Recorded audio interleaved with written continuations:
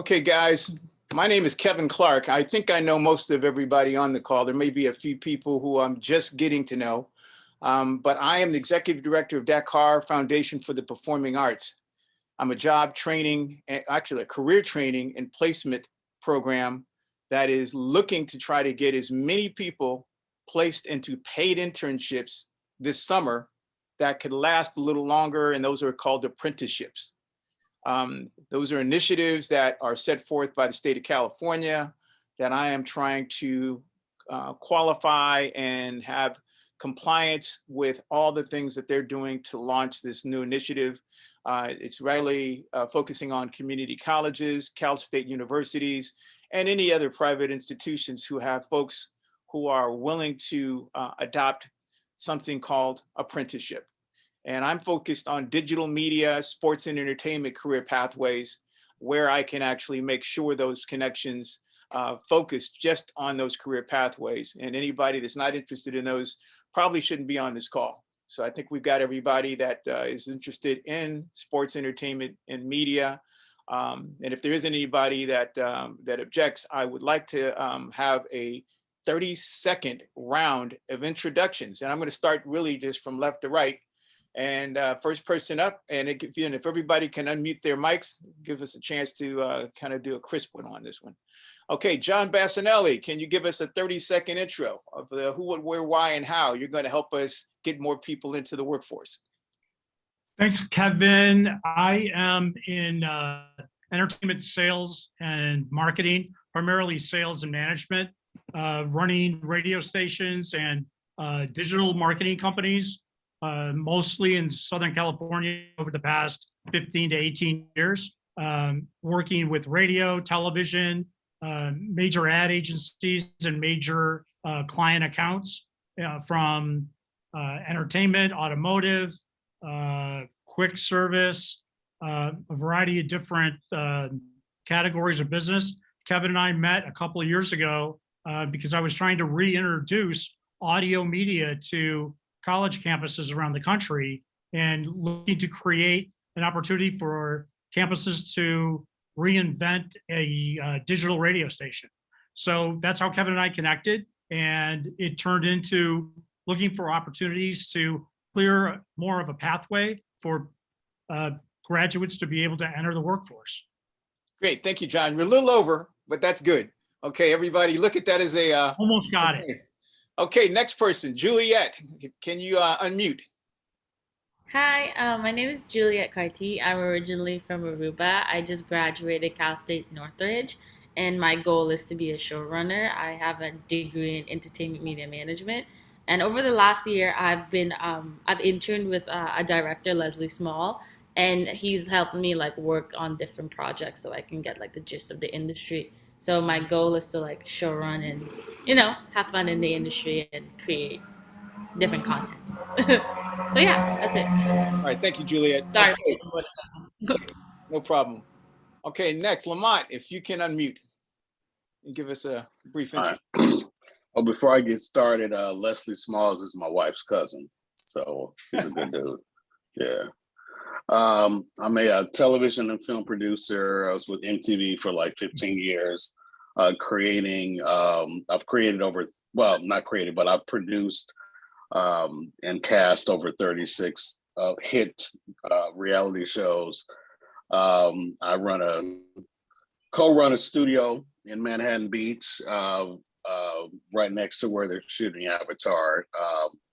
So I'm actually primarily somebody who develops, produces shows. I met Kevin through Jay Tucker, who's the executive director over UCLA, where I produce their content as well. So for the most part, I'm just a all-around television, film, and TV producer.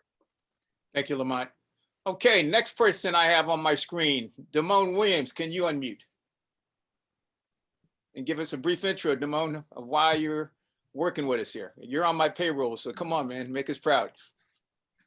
Damone, I was a student of Anna Marie's this last semester, and I'm not sure exactly which field I want to go into, and I'm hoping an apprenticeship will help give me a better idea of the kind of career I want to have going forward. Thank you, Damone. And that was a nice 20 seconds. Okay, great. Anna Marie, please unmute. Hello. Hi, everybody. Great to see some of you again, including two students and Lamont and absolutely always Terrence. Pleasure, I know. Terrence and I worked together like, oh God, dare I say it, over 20 years ago.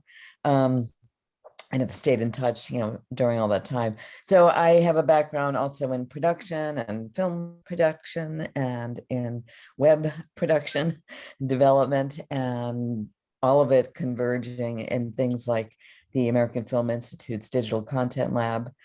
I worked at ABC Entertainment Networks. I worked at E! Entertainment, the very beginning of it, when it was Movie Time, PBS. I worked for KCT, which is now SoCal PBS. So it's a, very, if not checkered, Harlequin background. And I've been working with Kevin for a long time. He actually came to some of the workshop events at AFI. And so I've gotten involved through a number of different of his events with, and supporting youth and supporting a new, better enriched pipeline into the workforce and into higher education from community college. So I'm very much all behind that, and it's so pleased to see some of my students here. Thank you, Anna Marie. Okay, next we've got Terrence Coles on my screen. So Terrence, if you can unmute, and I know you've got only a couple of minutes with us, but we're going to start literally at the agenda with folks I know have to get off the call. So Terrence, I didn't mention, by the way, that I'm with CSUN, California State Northridge. So, okay. No, thank you very much. And apologies, I just have a operations meeting for, I'm at a AI tech startup in San Diego, which means we're startup central. So all hands on deck while we try to, raise money and get out there. That being said, as Anna Marie said, go back to AOL in 96 and Lycos 97 and some video on demand 98 to 2002, which is about 99 or 2000 when I met Anna Marie at the Enhanced ETV forum at 805, where we were imagining what the next world would be. And so I've done web 1, web 2, now web 3. Kevin's talking about web 4. The main piece is product-based learning, right? Putting out content, understanding the business as well as the creative process.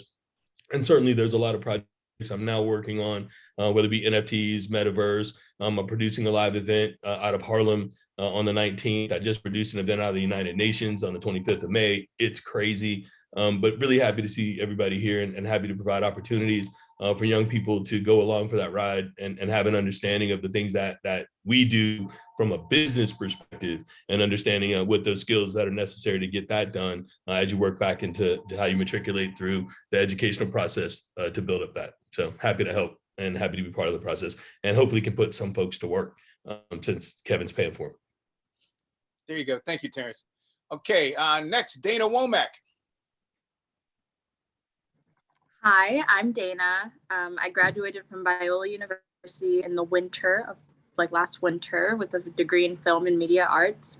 Since then, I've been producing a lot of different things. I produced a 5-episode comedy sketch show. I'm producing a mental health documentary right now on how the mental health and the arts kind of coincide and how they can help each other. I was just on set this past weekend for a proof of concept. And yes, I'm an actress, I'm a producer. That's me. Great. Thank you, Dana. Okay, and I think last but not least, we have Shane. Shane, can you give us a little video and a little audio there? If not, we understand, but. Sure, yes, absolutely. Well, my name is Shane Hyman. I'm the founder and president of Next Level Global Solutions. It's a tech startup. And my primary focus have been on training and marketing. And that's where we're starting from.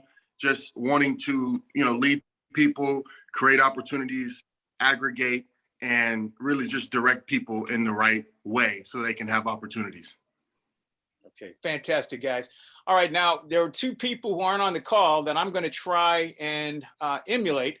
And so the agenda was going to be set forth by them talking about some exciting opportunities that I think won't go away just because they're not on the Zoom. They're probably extremely busy getting those projects off the ground.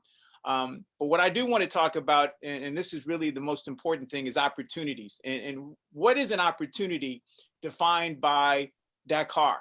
An opportunity starts first and foremost with people who are willing to become part of a system that not only gets them placed with paid internships or apprenticeships, but also gets them into, I think, the business of mentoring.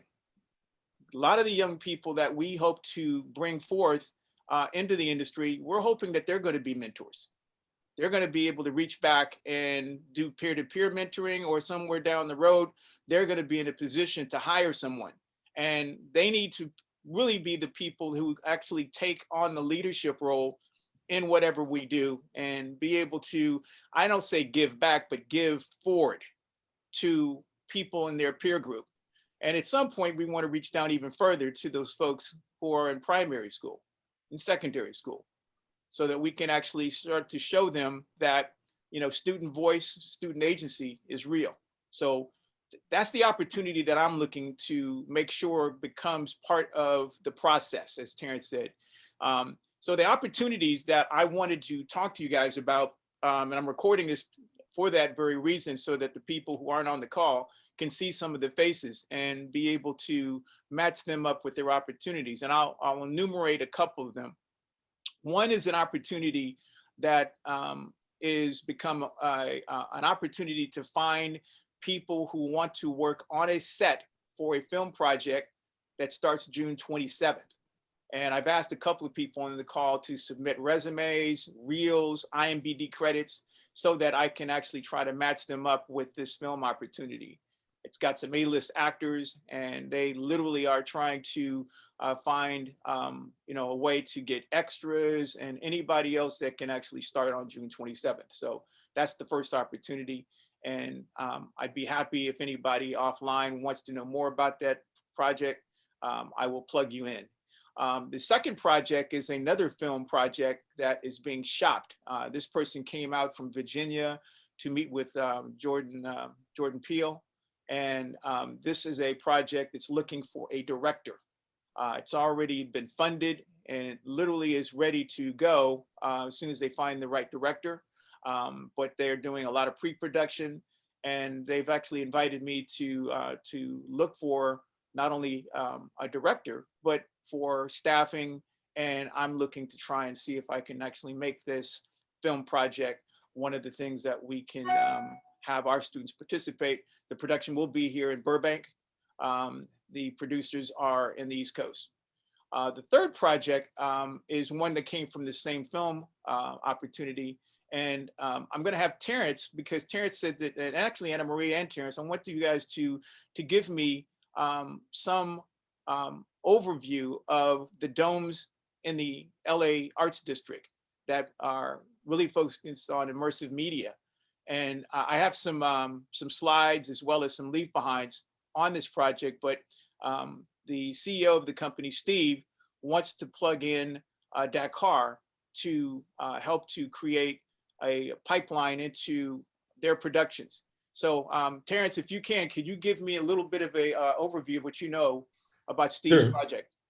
Sure. So, I mean, at least from my understanding, and again, this is more from the commercial point of view, they use the LA Wisdom for events, right? So they generally are having influencer events that are influence the influencer, at least. And there's one planned on July 27th that I have a couple of clients that are looking to sponsor. I requested to be able to use the Dome to present content on behalf of those sponsors as well, right? So from my understanding, it's 4K in the Dome environment, immersive with spatial audio.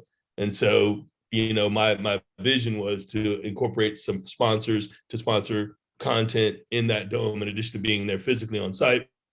So a few of the clients, one is a gentleman, Omar McGee, who's on $1 Million Wheels. He's got the luxury cars. The rest have a guy, Barbecue Outlets, who has like outdoor luxury living. And then this guy with French Bulldogs, you know, luxury pets, whatever. But the idea is this whole angle of they'll sponsor to be in front of influencers.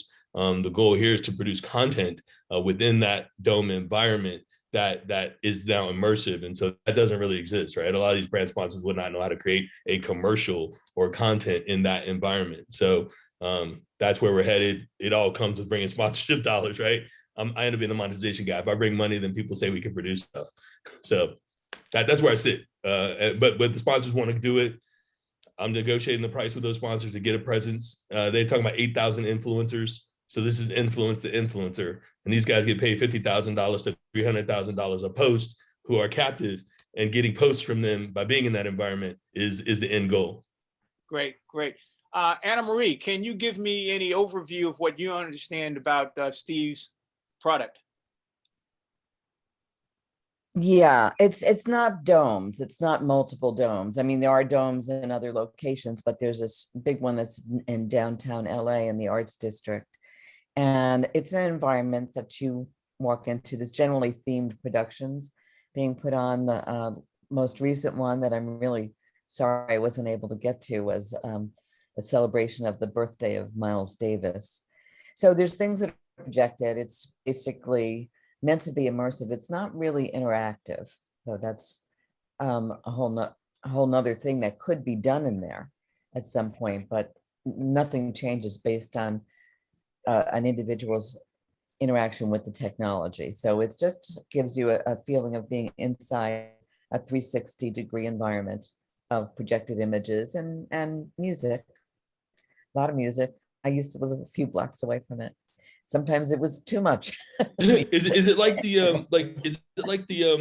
in Epcot when you were immersive, you had the band and you're just holding on to the rail and it's the thing around you with the It's video? very similar. It's been a while since I've been there. I don't remember there needing to be a rail.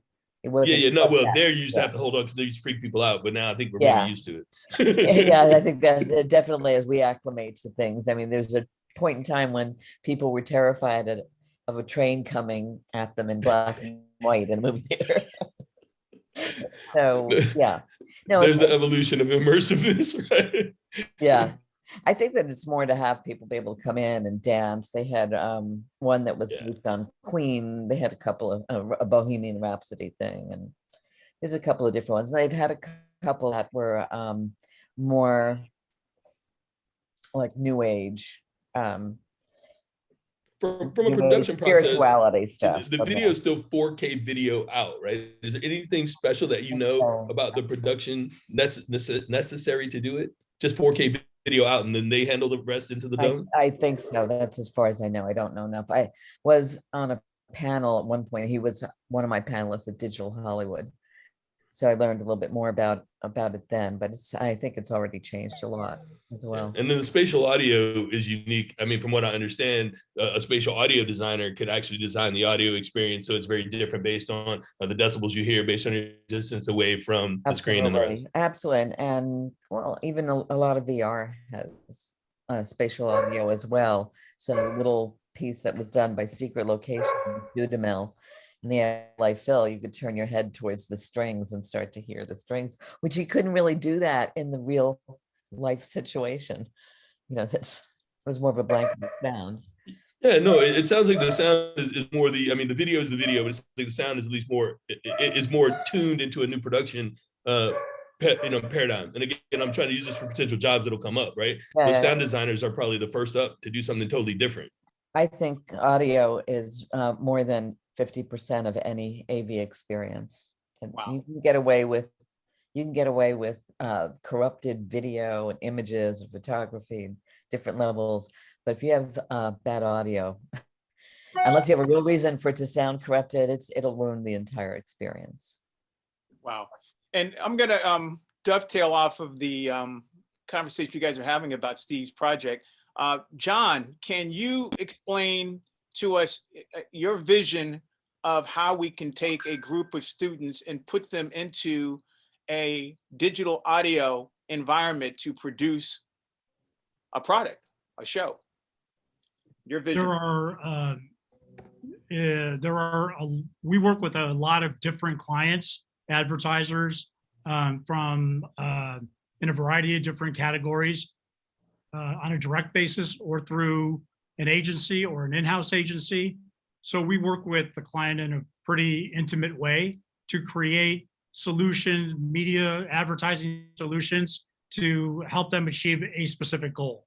And we have unique products for audio and digital that we can make part of the campaign, or third parties that we work with. So it really depends on what the goals and what the client wants to achieve. And then we build a custom campaign from that to get, to that goal. Wow, great. And John was kind enough to give me a tour of a facility connected to Odyssey. Does Odyssey own that, or is that something that's? No, it was built from the ground up. It was like an office space on the ground floor. Now it's a performance studio that is a little bit of a, like on the street at the Today Show, and it's a performance staging area as well. Right. And one of the reasons why I wanted John to establish that, again, his interest is in digital audio, is because that facility almost 3 years ago became part of our conversation in building and standing up a student-generated radio show that would produce podcasts and other content, for students, by students. And There's that's what, editing bays in that facility, so you can, work on the fly. It's, fully wireless and digital, so it's state of the art. It was just unfortunate that timing was, we launched that, and then COVID launched about 6 weeks later.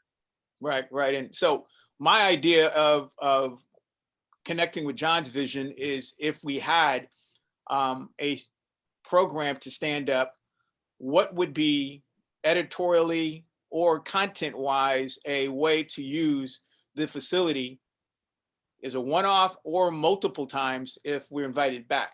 So those are some of the things we want to discuss. If we had a show that we wanted to produce, this is, I've seen some radio rooms, some podcast rooms, but this is on another level, as well as the performance stage that they have right next door to the radio room. So we have some real great equipment to use to get to the marketplace for a commercial product, a show that could actually reach folks that are our target audience, as far as how to inform and educate them about the way ahead and getting prepared for opportunities. I have a couple of other opportunities I want to talk about, but I don't want to miss one of the people that I invited on from an introduction from Jay Tucker.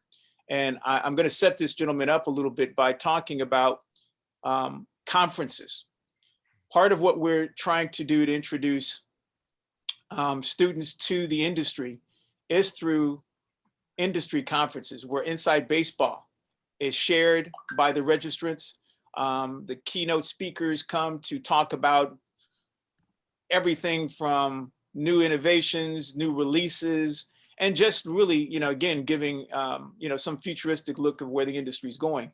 And Jay Tucker has probably one of the best programs going at UCLA's Anderson School of Business, and his conferences are some of the best ones I've ever attended. And Lamont, if you can, were you a producer at the last UCLA Pulse conference, if I understand? Yeah, I produced it. Wow. Okay. So yeah. Wow. So just tell us a little bit more about, how you envision taking a group of students who are interested in subject matter that maybe on a junior level to what UCLA Pulse was doing, could provide them with an experience on how to invade that experience with cameras, equipment, to interview and to introduce themselves as people who want to share that information to their peer group. Yeah, well, during the pandemic is when I got brought into the Pulse project. And at that time, it was more like a virtual version where we had to do everything, via Zoom. So the last one was actually the first time that we did the in-person. So Pulse by itself was already, its own entity, which was a gathering of a lot of the high-end executives from Netflix, Paramount. You had some high-end celebrities like Ice Cube and Jerry Bruckheimer, people like that that would come out and they would just, talk about whatever the subject matter is, what's going on with the business and where the business is headed. When I came into producing Pulse, and now I'm actually producing multiple conferences for UCLA. I just got an account to do some stuff with the UCLA Law Department in regards to the entertainment business. So my approach is kind of like, I don't know if any of you old heads remember Jack the Rapper. Yeah. Okay. All right. So, it's one of these situations where you have a very rare opportunity to actually hear directly from the people who actually make the decisions. These are the people who greenlight the events. These are the people who are involved with whether it's a sports team or a studio or a digital platform. These are all the decision makers that you actually get a chance to see firsthand. And so, and I want to make sure that I'm answering your question properly. My approach was really just trying to encompass the energy of the entertainment industry and just make it look cool. But as far as the way that Jay had it structured, him and his team, was really just about a forum where people get a chance to talk to people that you didn't know existed, and then be able to hear directly from them and ask them questions on what direction the industry is going within the digital market. And then of course, they touch on NFTs and blockchains and things of that nature. So it's a real sophisticated platform, but I think the thing that I like the most about it is where we were actually able to kind of turn it into like a television show per se, and give it that shiny floor approach. So I'm hopefully I'm answering that properly. Well, no, yeah, you've done a great job of setting me up for what it is I would like to do, that would allow students to help not only produce and generate the outcome, but learn the business of it. I mean, why do these conferences happen, and why only a few of the people in the industry really not only attend and are invited as panelists, but that whole process is something that, again, that's how I met Anna Marie. Yeah. And I think a lot of the thing, and I was talking to Jay about this because we're now that I'm going to be producing all of them moving forward, I think the biggest thing is it is an inside baseball thing. It is something that a lot of people don't know about, and then when they get there, they're blown away because the level of executives and high profile personalities that show up to these things, it's crazy. It's like it's kind of like how Revolt TV does their conferences and what have you. It's in that same vein, and so I told them, like, we, moving forward, we do need to, let more people know about it. Simply for the fact of what you just mentioned, people go into this business and they don't really understand the business. I mean, you can have the artistic approach, to whatever story you want to tell. But if you don't know how to, shop your projects or know exactly what are all the elements that you need in order to even get a development department to be interested in you, I mean, you could be spinning your wheels. And for a lot of us, that's exactly what happened. I can, speak for me personally. As I said, I was with MTV for 15 years, but I was, I was working on the shows that was already created. And then I get the idea thinking, oh, I can come up with a show and let me go grab a famous person and walk in the room and boom, we have a show. Nah, that's not how. I've walked in the room with Usher, Snoop Dogg, I mean, you name it, and it's just, that's cool. Because I have to understand that, there's a lot of elements that you have to have put together in order to be able to make a network say, okay, we'll drop 6 million on your project. You got to have a production company that they feel comfortable with. You know, you got to have a showrunner. I mean, it's crazy. You got to really get your team together and get people to really buy into what you're trying to do. And you got to get a team of people that have done it. If everybody's coming to the table and have never sold a show, you know, never produced anything that really made it on a major platform, you know, or somebody that's going to vouch for you that been there and done that, it's going to be kind of hard, you know, to sell it. And a lot of people don't know that. They got a great idea. Everybody got a great idea. Right. You know what I mean? And Lamont, you've set me up now for what I want to do to take the last few minutes that we have. I know people have to get off the call, but I assembled this group, especially the 3 people that are on the call who are looking for opportunities. And what I want to do is keep them here in the Los Angeles area. They're all looking at opportunities outside of LA because people are offering them opportunities outside of LA, which is great, but I don't want them to leave the hub of where I think all this networking and all these opportunities really lie. We just got to, you know, be able to put them into the mix. And again, meeting people like you and some of the other people who didn't make the call is what my goal is right now. And the outcome of these matchmaking things is what I would like to capture in a unscripted television program that's called Brown Bag TV. It produces not only a podcast, radio, TV show, but it's really a capture of all the machinations of things that happen for people to really connect and show the struggle to success in getting this thing done. That's the scripted show. Yeah. Kevin- Now I would say, not like what I like about this program, because you know I was really addressing the reason why people need to come to like these post conferences. But all in all, you know, I work I'm on the movie lot with my partner over at Manhattan Beach Studios. And so, you know, to be able to get interns to come through and you know, understand, you know, the technical side of television and filmmaking, you know, is something that I'm very excited about, because for me, you know, it was like a crash course. And so we can kind of bring interns in and put them in the fire.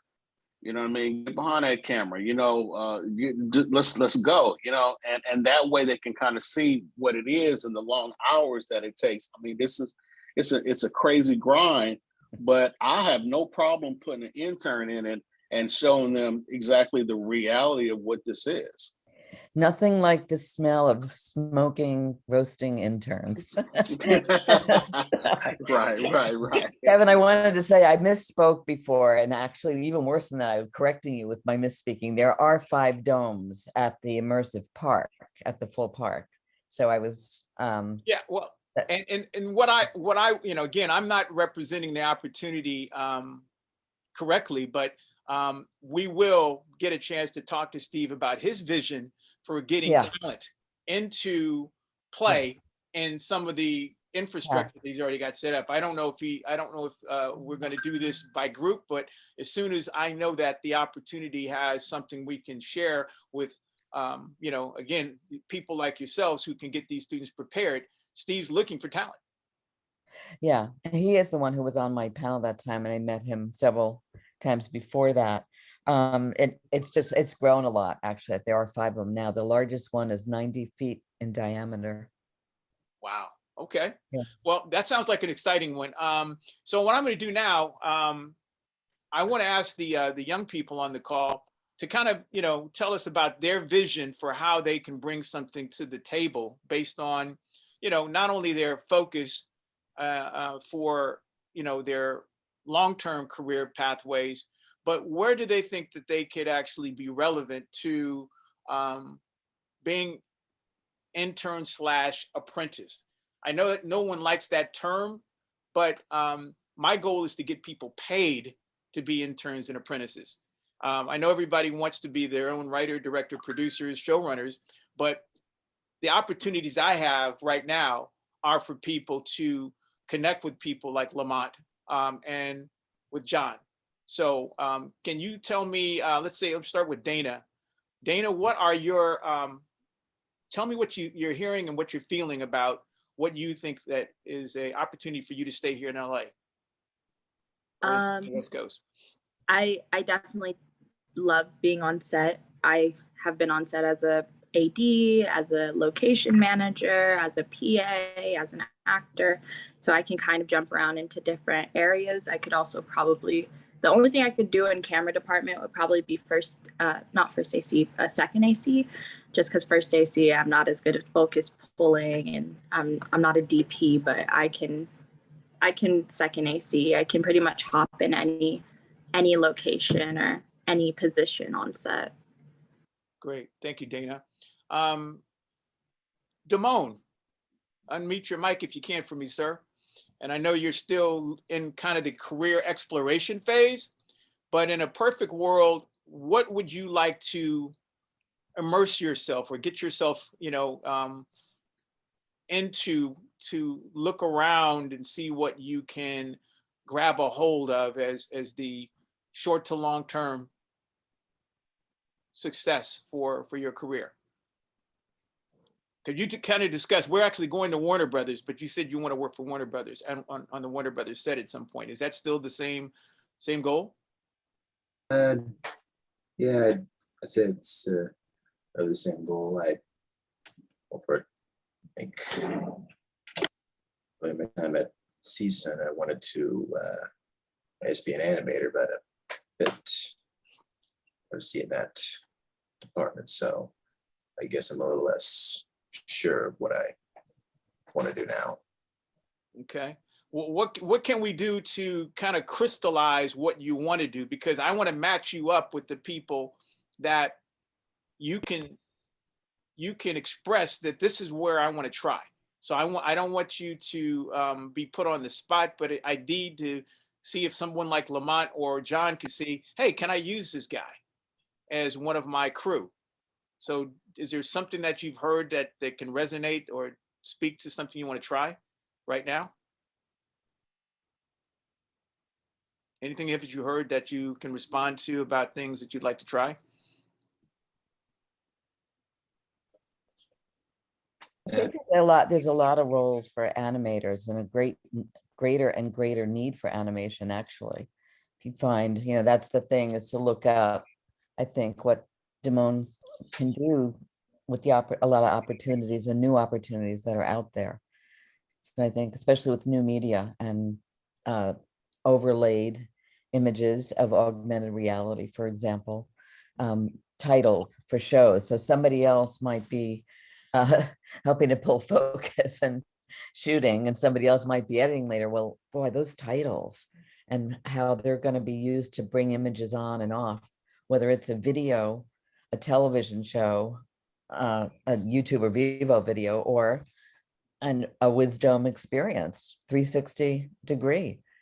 We use titles and graphics and artistry more and more. So that's, I think, of incredible value. And if you have a talent for that, it's figuring out how to make it, make yourself known for it. So your portfolio is really important. So, but what do you think, Damone? Actually,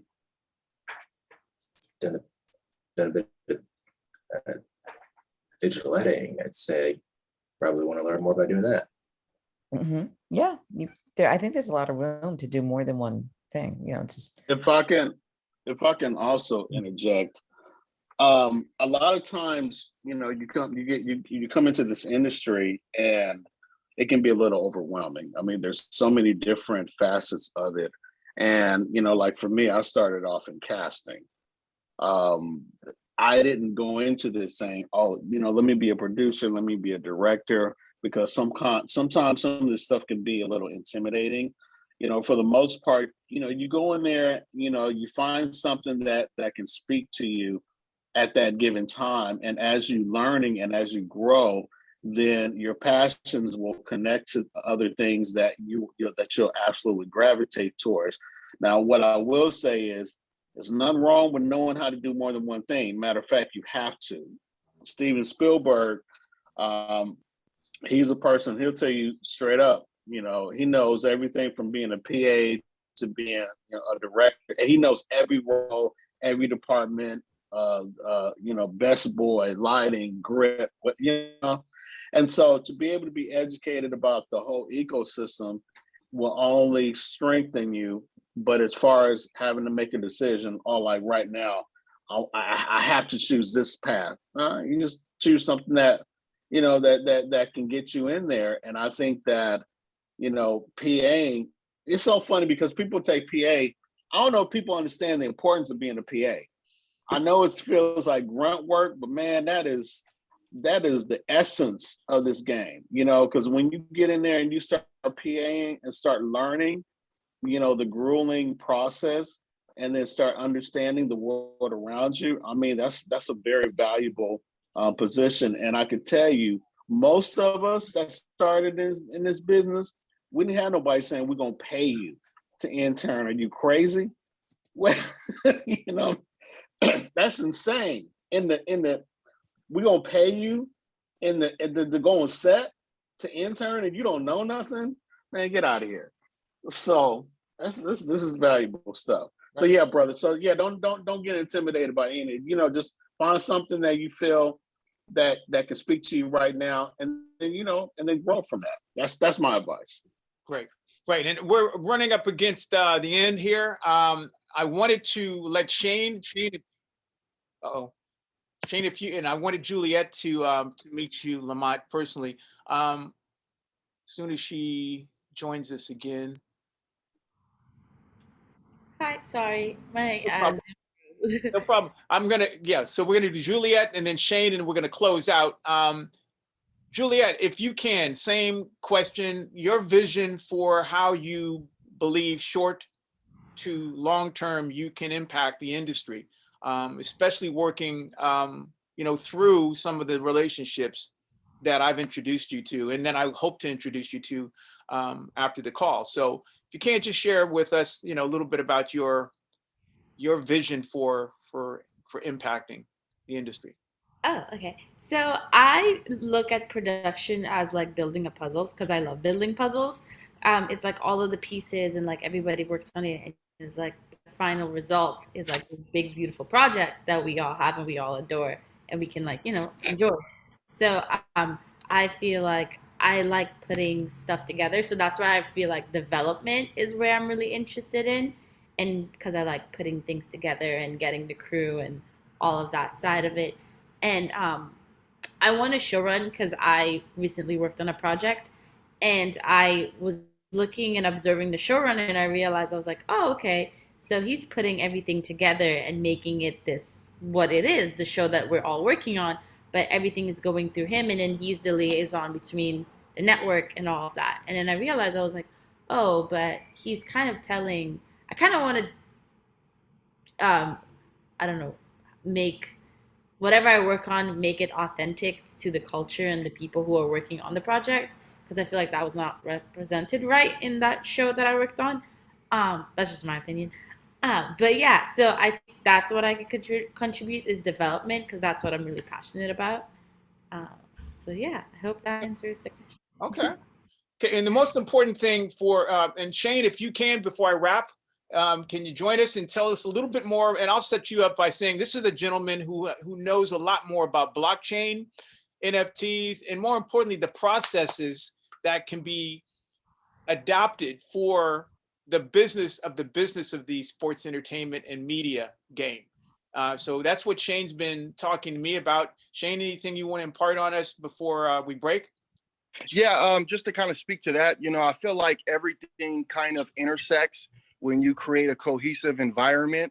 And with that being said, the whole training part of it and development and really just providing opportunities to slot people and give them really a vertically integrated opportunity. So, where they can come into an environment and learn about blockchain and learn about a lot of other things, learn about the industry that they're going in, learn about all these things at the same time as a part of their development and, workforce efforts.